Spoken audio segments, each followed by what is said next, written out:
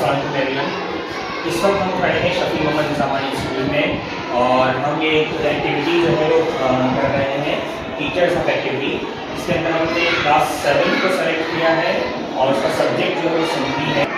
चूँकि ये गांव का एरिया है और इब्तदाई एरिया इमदाद की बहुत ज़्यादा यहाँ पे सख्त ज़रूरत होती है। इसका रीज़न ये है कि यहाँ नियर बाय हॉस्पिटल्स नहीं हैं, क्लिनिक बहुत कम है, अगर है तो भी डे टाइम में है। तो ये टॉपिक बहुत ही इंपॉर्टेंट है, इसलिए इस टॉपिक को सिलेक्ट किया गया। इसलिए है तो पहले हम सर बच्चे से राय लेते हैं कि अगर उनको ये टॉपिक दिया जाए तो वो किस तरह से पढ़ें।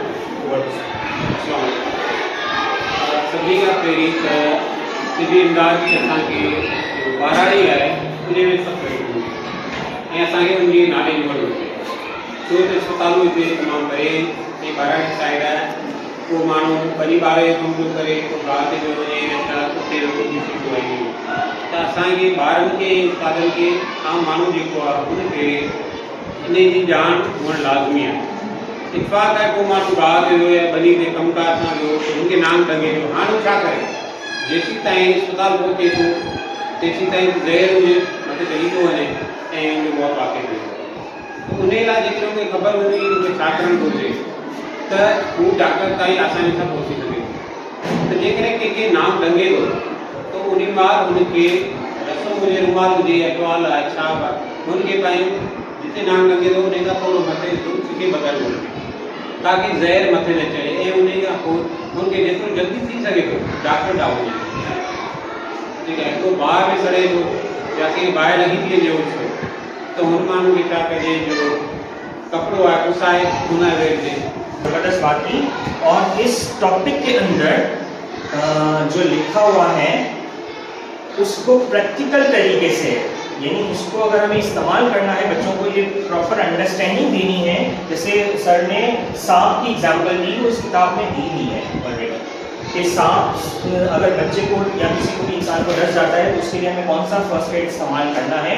इस तरह से उसी दो दिन जो एग्जाम्पल दी है बिजली के रिलेटेड तमाम चीज़ें जो किताब में लिखी है उसको सर ने जो है वो एक्सप्लेन किया। यानी प्रैक्टिकली जो SLO जो हमें नज़र आता है वो यही कि प्रैक्टिकल लाइफ के अंदर हमें रियल लाइफ के अंदर फर्स्ट एड बॉक्स का इस्तेमाल कहाँ कहाँ करना है, सर ने उस पर फोकस किया। बहुत ज़बरदस्त सुठी ॻाल्हि आहे। सभिनी खे तवजो ॾियणु खपे। आम फ़र्ज़ु करे स्कूल में जो ॿार आहिनि गेम कनि था, क्रिकेट जेका बि ॻाल्हि आहे, इतफ़ाक़ को छेड़ी त किरे थो या रांदि करे को किरे थो, ॿार जो पेच करे किरे थो त उनमें को बि मसइलो थी सघे थो ऐं कसो में धकु लॻी सघे थो, पेर में किथे बि लॻी थो, फार एग्ज़ाम्पल त उनखे असां फास्ट एड करण में उनखे कोशिशि करे उहो रत बंदि करणी कोशिशि कयूं। वधि खां वधि इहो कोशिशि कयूं हॉस्पिटल में ॾियूं जेको उते आहे फस्ट एड जेको कनि पिया उते उहो नॉर्मल तरीक़े सां जेको बि आहे उहो डॉक्टर साहब जेके कनि पिया उहो करे ऐं माइटनि खे इतला कजे त भई हिकु सही मसइलो थियो आहे त ताकी उहो होशियार थियनि ऐं असांखे एहतियात सां मदद करे ऐं गोड़ थोरी ॿुधायो ऐं माइटनि खे ॿुधायो एहतियात करणु खपे ताकी। अच्छा सर, हिकिड़ो सवाल पुछो आहे त जेकॾहिं ॿार खे जॾहिं तव्हां क्लास में खणी था टॉपिक, ठीकु आहे, हिकिड़ो त तव्हां ईअं एक्सप्लेन कंदा त कंहिंखे एग्ज़ाम्पल तव्हां ॾिनी था, ॿार खे धकु लॻे थो प्ले कंदे या खेली में हुनखे का सीढ़ी सां चाढ़ी सां किरी वञे थो तो धकु लॻे थो त फर्स्ट एड कीअं ॾियणु खपे। पर पंहिंजो पाण ॾिसूं त क्लास में जॾहिं पाण एंटर थियूं था, दाख़िल थियूं था त उन टाइम ॿार एतिरा मतिलबु 25 ॿार पंहिंजे साम्हूं वेठा आहिनि, हुनजे साम्हूं ही टॉपिक पाण कीअं स्टार्ट कीअं वठंदासीं, शुरूआत कीअं वठंदासीं। बोर्ड में साइनिंग लिखिया पहिरीं बसि फस्ट एड जेको आहे त ॿार खे कॾहिं पुछण में ख़ासि करे पाण स्कूल अचूं था इमरजेंसी को असां मसइलो थिए थो, ठीकु आहे, कहिड़ो ॾाढी लंबो मसइलो थी सघे थो या क्रिकेट में या किथे बि असांजो मसइलो थी सघे थो, ठीकु आहे, त उन में असांखे छा करिणो आहे। ऑटोमेटिकली ॿार इंटरनल क्रिकेट में किरी सघूं था, बॉल कैच कंदे किरी सघूं था या सॼी में किरी सघूं था, उहो मसइलो थी सघे थो, ठीकु आहे। उन खां पोइ ॿार जो बहस कंदा टीचर सां त उन हिसाब सां मोटिवेशन जी ॻाल्हि ईंदी, उन हिसाब सां वरी बहस कंदासीं त ऑटोमेटिकली बसि वेरी गुड, एक्सीलेंट यानी सर की बातों से हमने एक SLO जो निकला वो ये कि हम लोग डिस्कशन जनरेट करेंगे कि अगर खुदा ना खास्ता कोई भी ऐसी सिचुएशन इमरजेंसी सिचुएशन क्रिएट हो जाती है, चाहे वो खेल का मैदान हो या ऐसे ही नॉर्मल लाइफ है, अगर कोई बच्चा गिर जाता है तो उस वक्त हमें क्या करना चाहिए। सर इस ब्रेन स्ट्रॉमिंग के साथ जो है अपने सबक का आगाज़ करेंगे। बहुत ज़्यादा तौसीफ से रिक्वेस्ट करेंगे कि अगर उन्हें ये मौका दिया जाए सिंधी में इब्तदाई टिबी इमदाद को पढ़ाने के लिए तो सर किस तरह से उसको स्टार्ट करेंगे। Over to sir. First aid जो है जेका हिनजी वॾी अहमियत आहे, चाहे नंढो ॿारु हुजे चाहे वॾो हुजे, हर जॻह ते हिनजी वॾी इम्पोर्टेंस आहे, हिनजी ज़रूरत पवे। हर फ़र्द खे इहो सिखणु खपे। इहो इन करे ज़रूरी आहे जो हर जॻह ते मसाइल थियनि था, मसइला थियनि था, एक्सीडेंट हादसा थियनि था। इन करे हर ॿार खे इहा तरबियत ॾिनी वञे त कहिड़ी बि इमरजेंसी में घर में हुजे चाहे स्कूल में हुजे किथे बि हुजे तो एमरजेंसी में हू पंहिंजो पाण खे सेफ कीअं रखनि, पंहिंजी ज़िंदगी कीअं बचाइनि।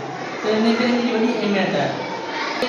अक्सर करे हिन पंहिंजे मुआशरे में जेको आहे हादसा जंहिंमहिल थींदा आहिनि त उन जी ॼाण कोन हूंदी आहे त के माण्हू जी ज़िंदगी कीअं बचाइजे।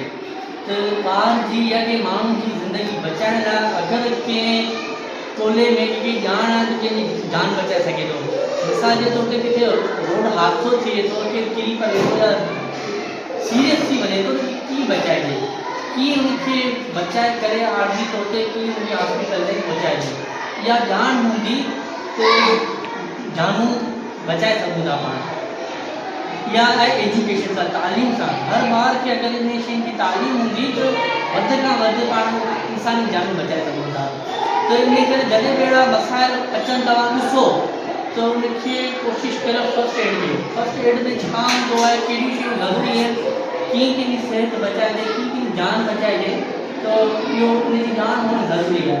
बाइक हलाइण महिल उन नुक़सानु कंदा आहिनि, कंहिंजी हॾी भॼी पई आहे, किरी पियो आहे, उनखे स्ट्रेचर ते कीअं खणिजे, कीअं माना उनजी हॾी ते वधीक प्रेशर न पवे। अगरि तव्हां को अणॼाणो उनखे खणी के गाॾी में शिफ्ट कंदो तो उन सां वधीक उनजो नुक़सानु थी सघे थो। अगरि फर्स्ट एड जी उनखे ॼाण हूंदी न तो उनखे आसानी सां बहितर तरीक़े सां उनखे कहिड़ी जॻह ते पहुचाए सघे थो। अगरि उहो अणॼाणो हूंदो तो माॻे उनजो वधीक नुक़सानु करे सघे थो। ऐं कॾहिं की जॻह ते के ज़ख़्म थी वञे, रत वही ने उनकी ब्लीडिंग रोकणु वग़ैरह हर शइ जी मतिलबु ॼाण हुजे। अगर जैसे एक्सीडेंट की बात की सर तौसीफ ने कि रोड एक्सीडेंट हो जाता है, ठीक है, या प्ले करते वक्त सर ने एग्जाम्पल दिया कि जो है वो बच्चा जख्मी हो जाता है, यहाँ सर गज्जू ने एग्जाम्पल दिया कि सांप ने डस किया है किसी को। फीमेल्स बहुत सेंसिटिव होती हैं, अब हम सब जानते हैं कि औरतें सेंसिटिव होती हैं, फ़ौरन रोना धोना शुरू कर देती हैं। हाउ टू हैंडल दिस सिचुएशन। उस वक्त हमें क्या करना है, एक तो कोई एक शख्स बीमार है, हमें उसको फर्स्ट एड तक पहुंचाना है, तो हमें समझ गया। बाकी के जो फैमिली मेम्बर्स हैं उसको हमें किस तरह से ट्रीट करना है, ये चैलेंज आता है अक्सर। इस किस्म की जब भी इमरजेंसी आती है तो घर में जो है फीमेल्स हैं वो ज़्यादातर रोना और ये तमाम चीज़ें स्टार्ट हो जाती हैं। उस सिचुएशन को हम किस तरह से डील करेंगे। ओवर टू यू सर, आप किस तरह से उसको देंगे। जी हादसो थिए थो तो फीमेल अक्सर करे कंफ्यूज थी वञनि थियूं ऐं परेशान थी वञनि, रड़ी थी वञनि थियूं। तो उनखे तव्हांखे पुछे तव्हां जो ख़बर कयो कुझु कोन्हे, को मसइलो कोन्हे, थी वेंदो हैंडल। तो पहिरीं त उनजा वेझा जेका रत जा रिश्ता आहिनि उनखे दूरि कटे खां त बहितर आहे, ऐं ॿिया उनखे कवर कनि ऐं उनखे सम्झाए त ओहिड़ो मसइलो कोन्हे, असीं हैंडल करे ईंदासीं, मां कमु परेशान न थी, कुझु कोन्हे। त असां उनखे सम्झाइणु घुरिजे ऐं उनखे सीरियस न खणणु खपे। सीरियस करण सां डिसीशन माण्हू ग़लति खणी ईंदो आहे, ग़लति फ़ैसिला थींदा आहिनि। इन करे बहितर आहे पाण उनखे आराम सां इत्मीनान सां उनखे उनजो फर्स्ट एड ॾियूं, उनखे जेको पाण खां थी सघे जेको उते हुजे। पटी आहे त पटी वेड़े लाहियो, पटी आहे त पटी अक्सर वेड़ींदा लॻाईंदा आहिनि कुझु न कुझु ज़ख़्म रोकण लाइ। का न का शइ या बाहि लॻी वञे, को हथ मथे सड़ी वञे, का उते हिकदमि कीअं करंट लॻी वञे, अगरि किथे करंट लॻे थो, बाहि लॻे थी, त पाणी न हारियो। पाणी हारींदा त माॻे तव्हांखे नुक़सानु, मिटी हारियो, रेती हारियो, उनखे माना ख़ासि करे इलेक्ट्रिसिटी जा जेके घर में थी मसाइल थींदा आहिनि उनखे तव्हां मिटी या रेती ज़रिए पाणी जे बजाए। त इहो अगरि ग़लति डिसीजन खणी तव्हां पाणी में थो अचो त माॻे करंट वधी वेंदो, माॻे उहो माण्हू जेको बचाइण बजाए पाण उनजो मसइलो थी वेंदो। त ई शइ उन्हनि फर्स्ट एड में उन्हनि शयुनि जी अगरि ॼाण हूंदी त इंसान कई क़ीमतियूं ज़िंदगी बचाए सघे। घर वारनि खे सम्झाइणु घुरिजे बाबा हीअ जेके हादसो थी सघे थो त असांखे हिन हादसे टाइम जी रिएक्ट करूं, पैनिक नहीं करना है। हाँ असांखे रड़ियूं कोन्हे करियूं, पंहिंजे ज़हन खे पुरसुकून रखिणो आहे बाबा छा थियो आहे, हाणे असांखे उन मुताबिक़ हलणो आहे। ठीकु आहे सम्झे। ऐं जेकॾहिं असांजे टीचर आहिनि त असांखे जेके स्कूल में असां पढ़नि था ॿार असांखे उहो उन्हनि खे बि उहो सम्झाइणो आहे बाबा ठीकु आहे धक लॻी वियो कमु थियण वारो थी वियो आहे, पर हाणे हिन असांखे कीअं न करिणो आहे, असांखे उहो तरीक़ो खे सेखारिणो आहे। ॿार मास्टर जेकॾहिं हलूं था त असांखे ॾाढो माण्हू ॾिसूं था, असांखे हुननि सां बि डिस्कस करे हुननि खे उहो सम्झाइणो आहे त भाउ जेकॾहिं तव्हांखे इतफ़ाक़ सां हीअ हादसो थिए थो या हीअ ॻाल्हि थिए थी त तव्हांखे हिन तरीक़े सां न तव्हांखे वाइड़ो कोन्हे थिए, तव्हांखे मुंझणो कोन्हे। ठीकु आहे, तव्हां पुरसुकून रहो। तव्हांखे पहिरीं पंहिंजे घर खे मुआशरे खे इहा ॻाल्हि सम्झाइणी आहे फर्स्ट एड की उहो छा थियो ऐं हीअ नुक़सान थियनि था त असांखे जेकॾहिं असां वाइड़ा थी सभु गोल कंदासीं छा कयूं त असांजो टाइम ज़ाया थींदो ऐं जेसि ताईं डॉक्टर वटि पहुतासीं डॉक्टर चवंदो यार तव्हां 2 मिनट में अचो आहे त असांजी जान बची सघे। अक्सर पंहिंजे मुआशरे में तालीम घटि हुअण जी वजह सां ज़िंदगियूं ज़ाया थी वेंदियूं आहिनि ऐं अक्सर तव्हां ॾिठो हूंदो अक्सर तव्हां पंहिंजे मुआशरे में जॾहिं बि को हादिसो थींदो आहे न त उन हादिसे जे माण्हू बचाइण जे बजाए खाली ॾिसंदा आहिनि, उन ते मशवरो बि थींदो आहे या वीडियो बि रिकॉर्डिंग थींदी आहे। त इहा छा आहे तालीम जी घटिताई। एजुकेटेड माण्हू पढ़ियल लिखियल माण्हू कॾहिं इहो कमु कोन कंदो, अगरि पाण जो मुआशिरो पढ़ियल लिखियल हुजे या मेजॉरिटी पढ़ियल लिखियल हुजे त इहे माना ग़लतियूं पाण न कजे, पाण माना वधि खां वधि ज़िंदगी बचाए सघूं। त इहा पंहिंजे मुआशिरे खे ॿारनि खे शागिर्दनि खे तालीम ॾियणी खपे त जॾहिं को हादिसो ॾिसो त बजाए कचहरी इहे डिस्कशन छा थियो कीअं थियो या वीडियो रिकॉर्डिंग बची बचायो उनजी मदद कयो, तव्हांखे जेतिरो थी सघे उनजी मदद कयो, उनखे जो रत रोकियो उनखे हॉस्पिटल जा जेका तव्हां वटि मदद। ये जो फर्स्ट एड बॉक्स है उसमें सिचुएशंस कौन सी होती हैं, क्या क्या हो सकती हैं, जो टॉपिक में भी डिस्कस किए हैं सर गज्जू ने हमें बताया कि to understand the real situation of society में जो सिचुएशंस हो रही है उसको किस तरह से जनरेट किया। सेकंड जो सर ने ऐसे लोग बताया कि how to create a group discussion.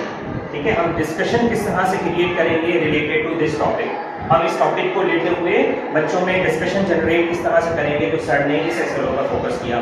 Sir Tausif की अगर हम बात करें तो सर तौसीफ ने उससे ओवरकम करने के लिए how to overcome with the situation, हम इस सिचुएशन से किस तरह से बाहर निकलें और उसमें पैनिक ना करें, उस चीज़ को फोकस किया। साथ ही साथ एक और एसएलओ हमारे पास सामने आया, वो ये कि आफ्टर द इंसिडेंट, अगर इंसिडेंट हो गया है, हाउ टू डील द सिचुएशन।